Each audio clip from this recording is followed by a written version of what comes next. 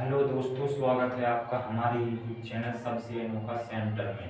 हम लोग अध्याय 7 के उदाहरणों को हल कर रहे थे। इस वीडियो में हम उदाहरण 4 को हल करेंगे। तो देखिएगा, उदाहरण 4 हमारा क्या है। त्रिभुज ABC में कोण A का समद्विभाजक AD भुजा BC पर लंब है। ठीक है, क्या कहा गया है कि एक हमारे पास में ABC त्रिभुज है।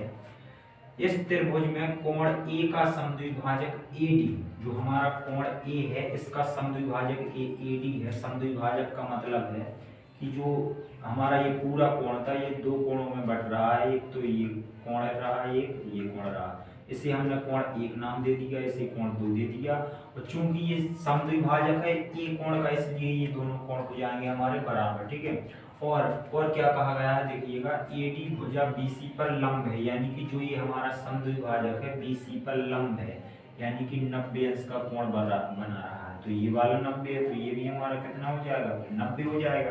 ठीक है, अब देखिए आगे क्या कह रहा है। आगे कह रहा है दर्शाइए कि AB बराबर AC है और ABC एक समद्विबाहु है। ठीक है, हमें सिद्ध करना है कि AB बराबर AC है, यानी ये वाली भुजा इस भुजा के बराबर है। ठीक है, तो ये जब हम ये सिद्ध कर देंगे AB बराबर AC, तो हमारा सिद्ध हो जाएगा कि जो त्रिभुज ABC है ये एक समद्विबाहु है। क्योंकि हम जानते हैं त्रिभुज की यदि दो भुजाएं बराबर हैं तो वह त्रिभुज होता है हमारा समद्विबाहु।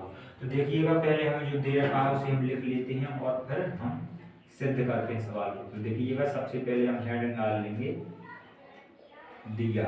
ठीक है, तो दिया में हम लोग क्या लिखेंगे, हम लिखेंगे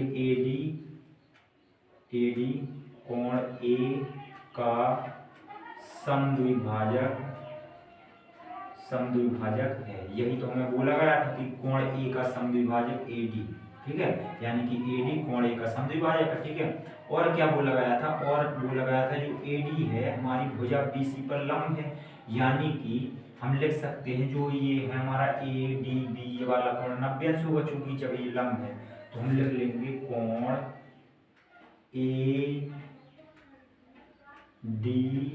ADB बराबर 90 तथा इसी प्रकार से ये भी 90 है ADC, तथा कोण ADC बराबर भी कितना 90। यहाँ पर कारण में लिख देंगे कि 90 क्यों लिखा, तो लिख देंगे चूंकि AD BC पर लंब है। ठीक है, देखिए ये चीज हमने दिया में लिख ली। अब जो हमें सिद्ध करना है उसे भी लिख लेते हैं। तो हेडिंग डालते हैं सिद्ध करना। और देखिए, सिद्ध करना हम क्या लिखेंगे, हम लिखेंगे AB बराबर AC, क्योंकि हमें यही तो सिद्ध करना है, AB बराबर AC अर्थात करके लिख देंगे। यानी कि जब हम AB बराबर AC दिखा देंगे तो हम क्या कह सकते हैं कि जो हमारा त्रिभुज है, त्रिभुज ABC एक समद्विबाहु त्रिभुज है। ठीक है, ये हमारा सिद्ध हो जाएगा जब हम AB बराबर AC को दिखा देंगे। तो देखिएगा, यहाँ पर हम डाल लेते हैं उपपत्ति और सिद्ध करना स्टार्ट करते हैं। उपपत्ति, तो देखिएगा हम AB को AC के बराबर कैसे दिखा सकते हैं। तो यहाँ पर देखिएगा, यदि हम इन दोनों त्रिभुजों को सर्वांग सम दिखा दें तो फिर हम AB बराबर AC कर सकते हैं, क्योंकि हमें पता है सर्वांग सम त्रिभुजों के संगत पार्ट होते हैं बराबर। तो हम अब इन दोनों त्रिभुजों को सर्वांग सम सिद्ध करेंगे। ये वाला त्रिभुज हमारा ADB और ये वाला त्रिभुज है ADC।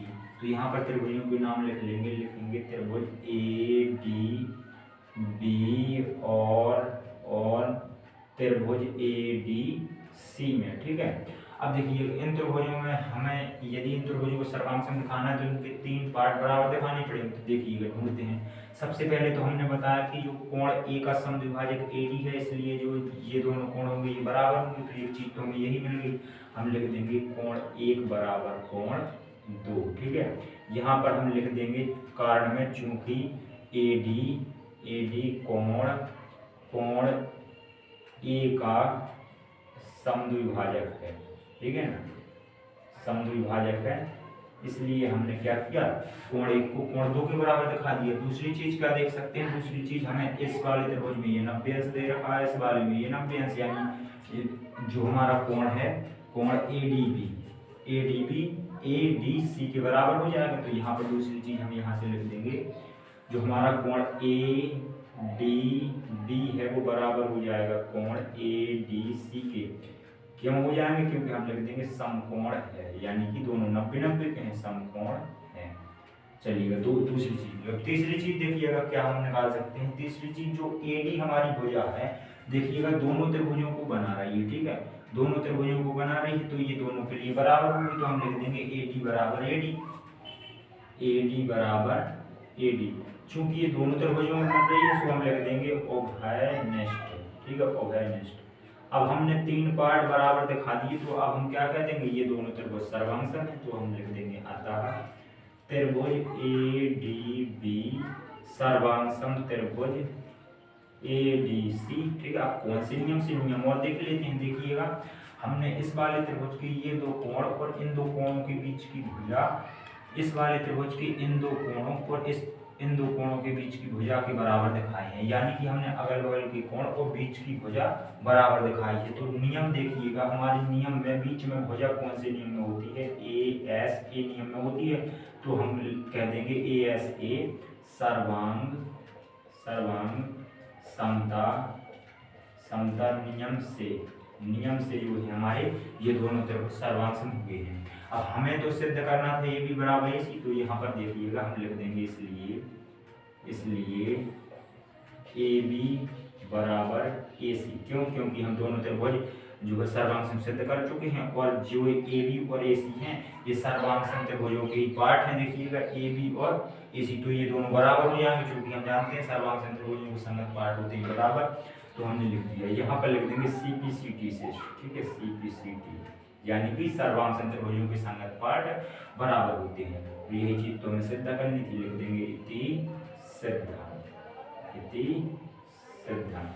और इस प्रकार से हमारा उदाहरण 4 कंप्लीट हो जाता है। चलिए मिलते हैं अगली वीडियो में।